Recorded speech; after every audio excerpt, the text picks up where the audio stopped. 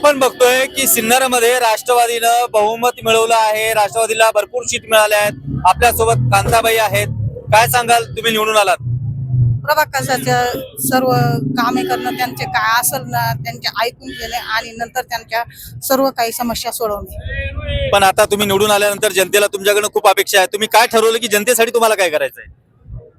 जनतेने जे आपल्याला निवडून आणले तर त्यांच्या प्रभागाची स्वच्छता, काही ज्या काही का समस्या असतील त्यांच्या त्या 100% सोडू आणि त्यांना ज्या काही आहे आणि त्या नाही ते पूर्णपणे त्यांनी सांगितल्यानंतर पूर्ण त्यांचं ऐकून पूर्ण समस्या सोडू।